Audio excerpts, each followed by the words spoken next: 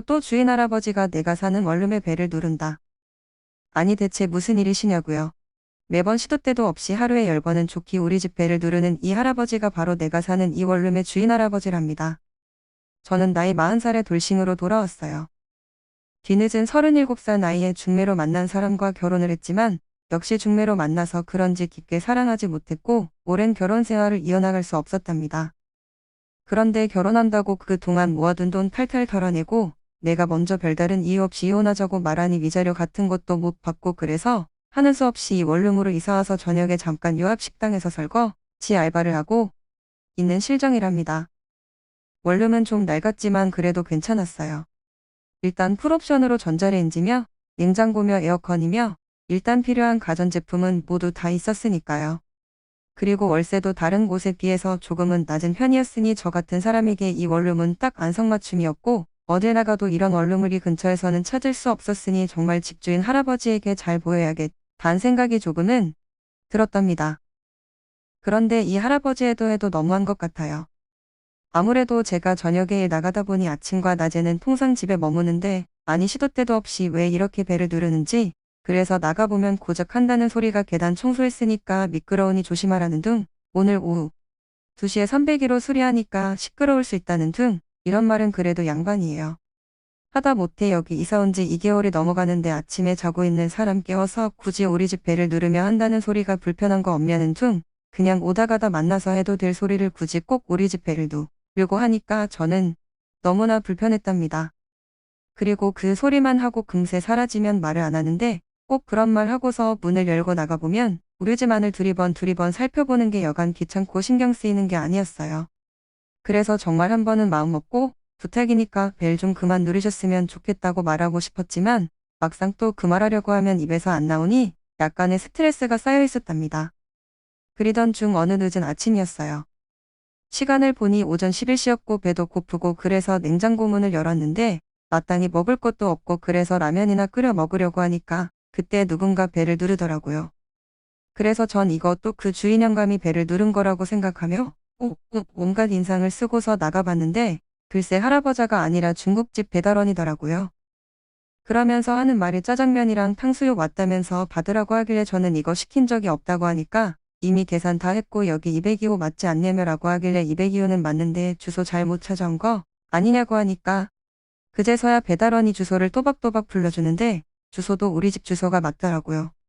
근데 전 짜장면과 탕수육을 시킨 적도 없고 그래서 그냥 다시 돌려보낼까 하다가 갑자기 배에서 꼬르륵 소리가 나기도 하고 집엔 마땅히 먹을 것도 없고 그냥 일단 먹어야겠다는 생각을 했어요.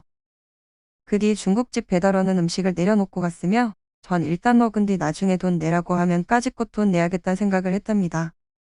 이게 얼마 만에 먹은 짜장면과 탕수육인지 정말 이혼하고 나서 편하게 살 줄 알았는데 이건 완전히 하루 벌어 하루 사는 신세가 되니까 내 팔자가 정말 고생 가득한 팔자라는 생각이 드는 게 어쩔 때는 제 자신이 밉더라고요. 그렇게 영문도 모른 채 먹었던 짜장면과 탕수육을 먹은 그 일이 있던 후 다음날이었어요. 누군가 또 벨을 누르기에 나가보니 아니나 다를까 주인 할아버지가 절 보고 헬렐레 웃으시며 문 앞에 서 계시는 거예요. 그래서 제가 아니 무슨 일이시냐고 하니까 그저께 저녁에 벨을 몇 번 눌러도 인기척이 없길래 하는 수 없이 마스터키로 문을 열고 제가 없는 틈을 타 원룸 안으로 들어왔다고 하더라고요. 그래서 여자 혼자 사는 집에 와 들어왔냐고 따지듯이 말하니까 화내지 말고 잘 들어보라며 화장실 수도공사가 잡혀있는데 확인차 잠깐 들어가 본 것이라고 하더라고요. 아무튼 어이가 없었어요. 여자 혼자 사는 방에 몰래 들어와서 나갔다는 것도 소름 돋고 그리고 마음만 먹으면 마스터키로 문을 열고 들어올 수 있다는 것에 또 한 번 소름이 돋았죠.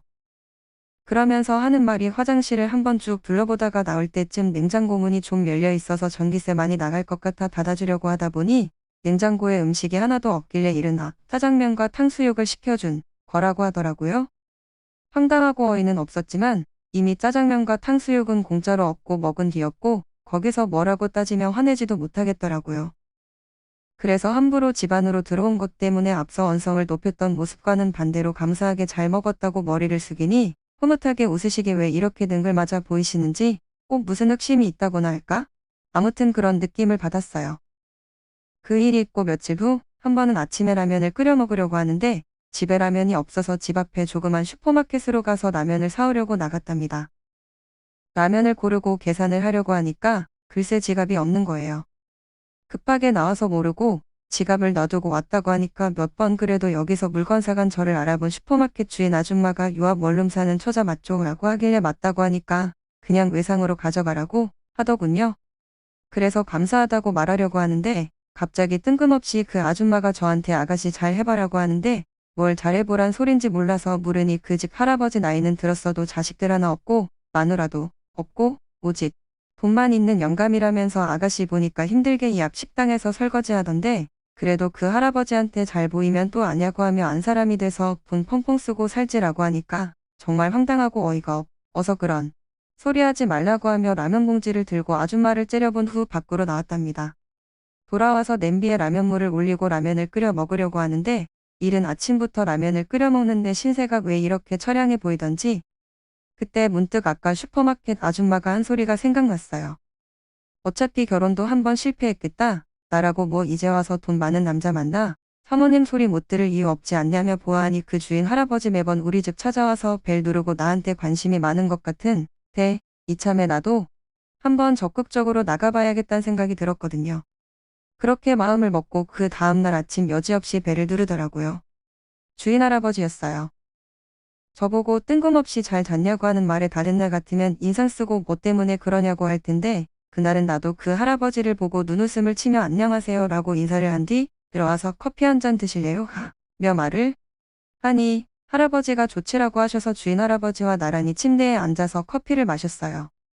할아버지는 다시 한번 제가 꾸미고 사는 원룸을 여러 번 훑어보시더니 어디 불편한 거 없냐고 물어보시길래 불편한 건 따로 없는데 혼자 사니까 심심하다고 말하니 나이도 젊은데 시집 안 가냐고 말하길래 가고 싶어도 남자가 있어야 가죠라고 하니까 할아버지가 그럼 남자 한 명 사귀면 되지 않냐며 능글맞은 표정으로 날 응시하는 게 정말 싫었지만 그래도 끝까지 기분이 좋다는 식으로 눈웃음을 치며 저는 딱 영감님 같은 분이 좋다고 저돌적으로 나가니까 영감님이 하는 말이 나도 그렇다며 제가 마음에 든다고 하는 것이었어요.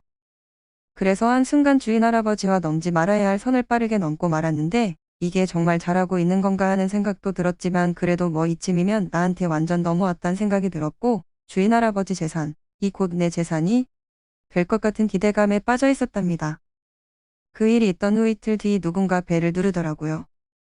전 영감님일 것이라 생각하고 나가보니까 문 앞에 서 있는 건 영감님이 아닌 제 또래의 젊은 여자가 저를 째려보며 갑자기 전광석화와 같은 동작으로 제 머리끄댕이를 휘어잡고서 니년이냐며 네가 우리 자기유 혹한 거냐고 그러길래 저는 무슨 소리냐며 이것 좀 놓고 말하라고 하니까 네가 우리 영감님 유혹한 거지라고 그러더라고요 자꾸. 그래서 그게 무슨 소리냐니까 여기서 소문 다 퍼졌다고 원래는 302호사는 나랑 사귀고 있었고 나랑 결혼까지 약속한 건데 202호 너가 이사 온 날부터 우리 영감님이 이상해졌다고 말하며 너 때문에 어저께는 헤어지잔 소리까지 들었다고 하더라고요. 저는 머리끄댕이를 잡혀있는 상태에서 그런 말을 들으니까 그래도 기분이 나쁘지 않았어요. 왜냐면 그 영감님 나한테 완전 넘어왔다는 생각이 들었으니까요. 그러나 또 한편으로 어떻게 생각해보면 이 영감 정말 바람둥이라는 생각 들더군요. 이러다 머리털 다 뽑힐 것 같고 더 이상 안 되겠다 싶어서 전 머리끄댕이 잡은 걸 뿌리치고서 저도 그 여자에게 나도 당한 거라고 말하니 웃기지 말라면 네가 꼬리쳐서 우리 영감님이 너한테 넘어온 거라고 소리 치니까 원룸 건물은 순식간에 시끄러워졌고 급기야 사람들이 한 명 두 명 몰리고 영감님까지 나오셔서 말리시더라고요. 그래서 제가 영감님에게 말했죠. 영감님 이 여자예요. 저예요 라고 하니까 영감님이 그 여자 눈치를 보며 고민을 하시더니 저라고 하더군요. 302호 사는 그 여자는 영감님의 말을 듣자마자 거기서 주저앉아 막 울고 난리치고 영감님은 진정 좀 하라고 그러고 저는 또 영감님의 그 말로 인하여 이제는 완벽히 영감님의 여자가 된 것 같아서 자신만만해 있으니 그 여자가 갑자기 벌떡 일어나며 하는 말이 너도 똑같이 당하는 날이 있을 것이라고 하길래 속으로 웃기지 말라며 너처럼 그렇게 안 당한다고 생각했답니다. 그렇게 전 그 여자와는 다르게 영감님과 사귀듯 잘 지내고 있었어요. 그리고 곧 결혼까지 약속하게 되었죠. 그런데 이사갔던 302호 여자 집에 정말 예쁘고 날씬한 30대 중반의 여자가 이사 왔는데 그 여자를 우리 영감님이 얼마나 쳐다보는지 도저히 감당해낼 수 없겠더라고요.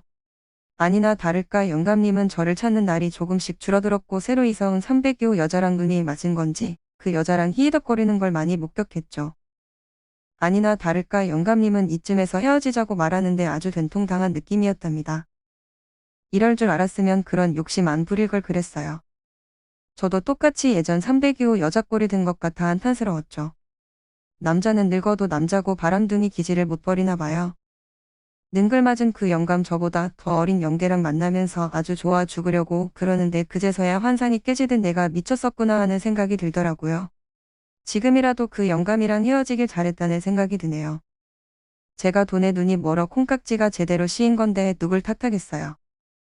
지금이라도 정신 똑바로 잡고 몸과 마음 건강한 사람을 만나야겠다는 생각이 든답니다.